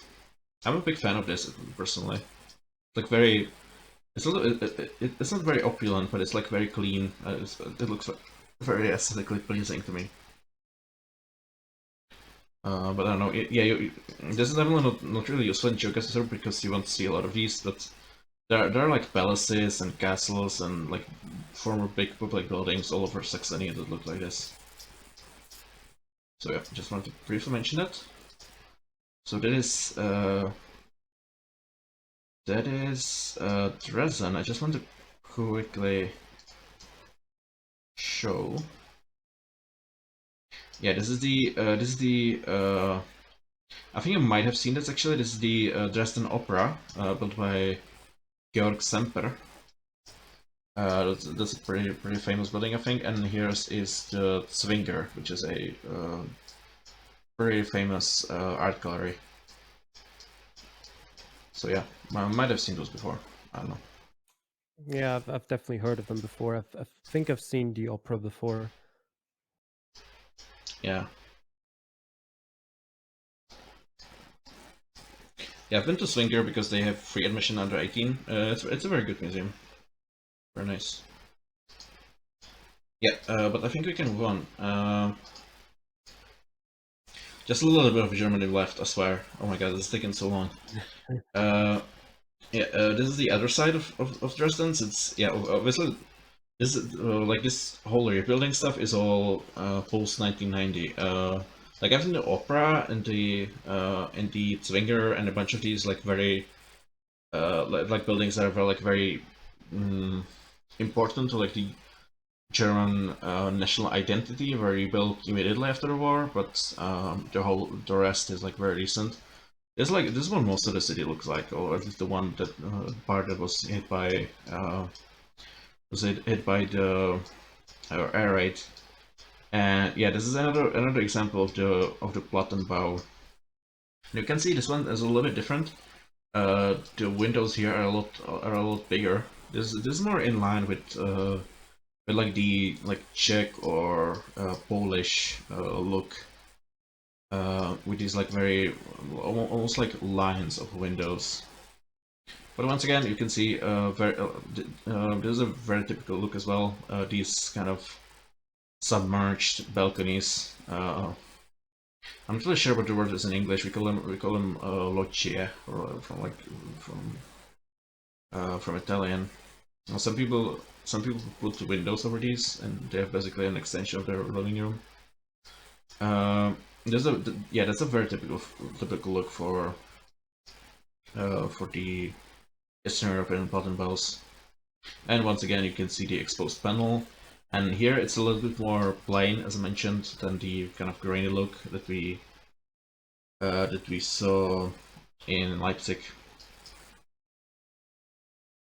Yeah, they're called loggia in German as well, by the way. Oh, nice.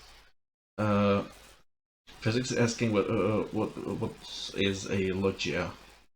Yeah, it's basically, yeah, as I said, it's like a covered balcony. It's kind of a space enclosed by walls that's open basically only to one side.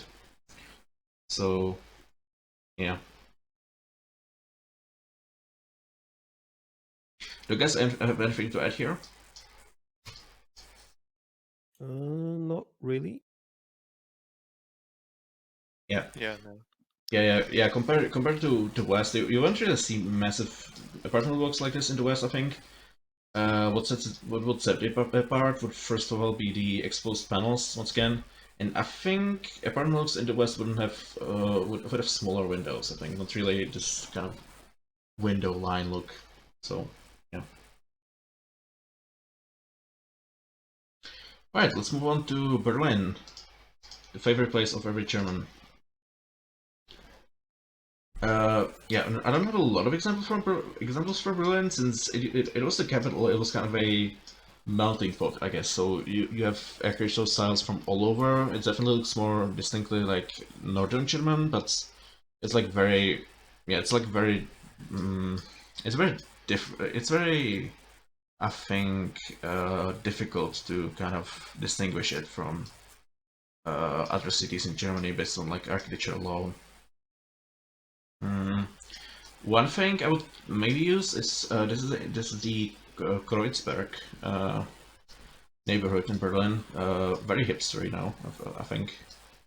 Yeah, but these are yeah, but you see a lot of these like historical buildings where you can find them, and you see these are very ornamental. Are the windows, decorations all over, and sometimes they're just plain. And there's a German word for this that I completely forgot. That was basically invented just to describe the process of what was happening in Berlin in the like 50s and 60s. Since they kind of after the war, especially the Eastern German government, it happened in the West, but especially in the East, very heavily. They kind of didn't want to pay for the upkeep of all these ornaments, which didn't really serve any practical purpose, and they cost a lot to clean and stuff. So they just shaved it all off, and you ended with this like distinctly older looking building, but just very plain. And it's kind of a look I associate heavily with Berlin, since it was that's where it was the most prevalent. You won't maybe find buildings like this in like Leipzig and Dresden as well, but not nearly as many as in Berlin. So we have two here. There's another one over there. So yeah, have you guys heard of this? There's definitely a word that was just basically invented just for this effect. I really don't remember it. No, I was thinking about it while you were explaining it, but I haven't really heard of it either. Me neither. Yeah, I kind of forgot to look it up, but it's good. Have some Turkish graffiti over there. Something to point out here, it might just be a Kreuzberg thing, but lots of graffiti in Yeah. mostly not German. Yeah. Also, I support this message. But yeah. German. Berlin is like very grimy city, I guess. It's kind of like yeah, as I said, it's very hipstery in parts, but it's also actually it's one of, I think, the only national capital in Europe where the kind of income or GDP is lower than the national average. So lots of it definitely looks very run down compared to what you expect from a capital. Yeah, here we see more of those kind of shaved older buildings. And here we have a little bit of DDR grime here as well. And here, and over there. Yeah. What do you guys think? Would you guess this is Berlin if you got this in Geoguessr? Probably. I mean, just thinking about all the other cities we've seen so far, it looks relatively distinct. Yeah. Yeah, I definitely think so. Especially when you give an older part of the city like this. Definitely looks different from all the other cities we've seen. Like NRW, you wouldn't really see a lot of the older architecture like this, I think. Plus, it would be a lot more, I guess. Yeah, this is what you were talking about. A little bit. It would be more gray. It would be more drab. It would be more like heavily post World War II. In the south, there would be more color, more stonework. Yeah, it's kind of a.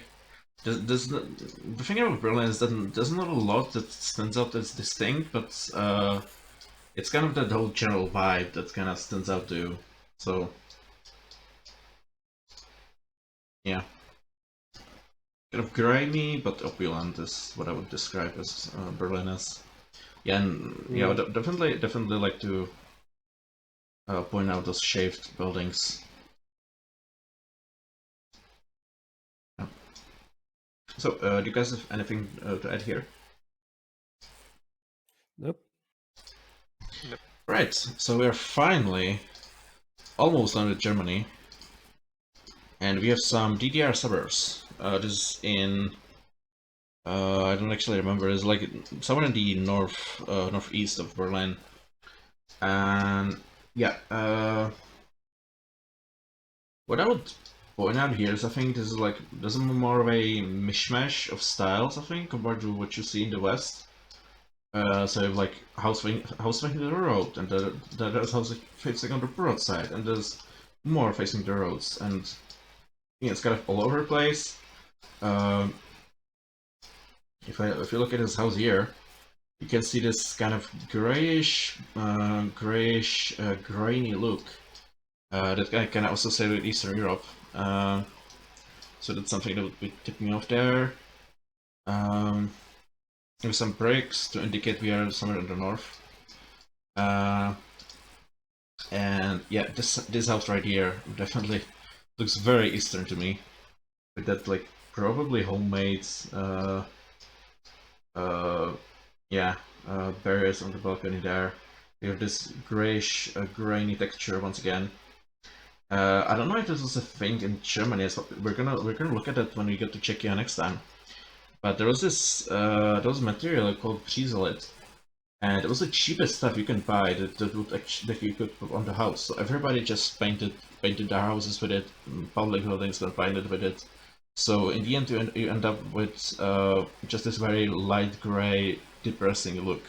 And I think similar thing happened in Germany as well. So it's kind of something you can look for.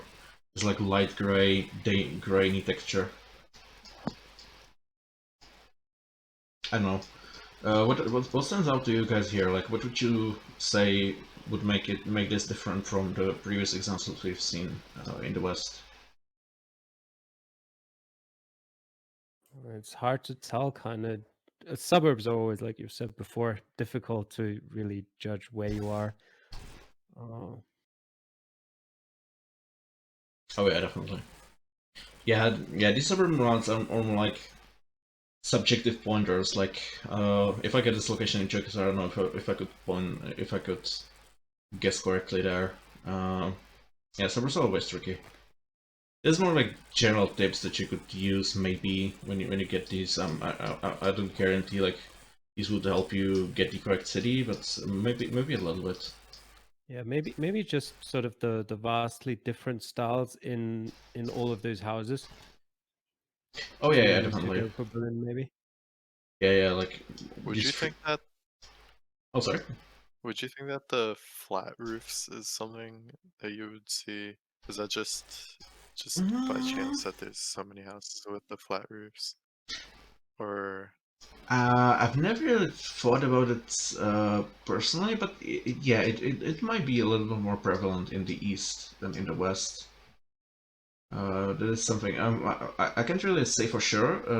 That's a thing, but yeah, it might be. It definitely seems like it here. You haven't really seen a lot of like flat roofs in the West.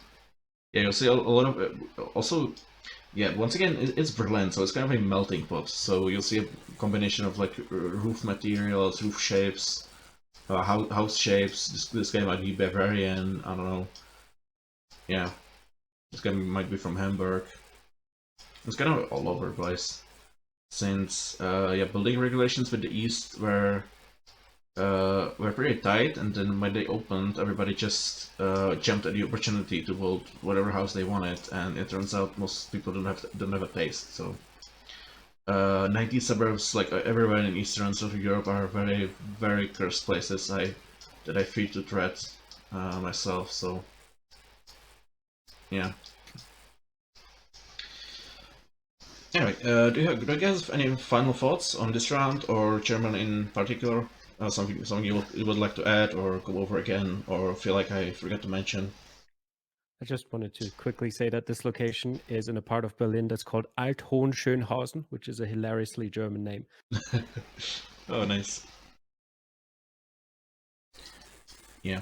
But yeah, I think in general, probably sort of the northern parts that we looked at, sort of the Ruhrpott area as well as East Germany, are more distinct looking when you compare it. Like in the south, you can find a lot of architecture that might look similar to either sort of eastern France or parts of Switzerland or Austria. But yeah, the north has some very distinct styles, I feel like. Yeah. Yeah, yeah. I hope it was at least a little bit helpful in kind of helping distinguish the different cities, so we can get a little bit more points, maybe in the future. I don't know. I don't really have a gauge of on how useful these are actually, but I hope I actually mentioned at least a few things that could be helpful. I'll tell you the next time I see Germany in GeoGuessr. Thank you. RC, do you have anything else to add? Not really. It's kind of unfortunate like that Germany's coverage is limited down to so little. Because there's some of the towns you mentioned, like Rothenburg. I've been there, and also some other towns are like really nice, and it's kind of unfortunate we can't talk about them yet. Yeah, unfortunately, we got kind of the most boring parts of Germany, unfortunately. Yeah, I feel like a lot of these cities are the ones that come up, and as well as having the Gen 2 just kind of makes Germany seem like such a bland country. Yeah, definitely. Yeah, there's a couple ones I was looking about just to show what about is Rothenburg, the Tauber, Amberg is beautiful, Regensburg, Yeah, Augsburg, Regensburg, I've been there. Bamberg, beautiful place as well. There's a whole bunch of these that will be better examples for the stuff I talked about that we just don't have on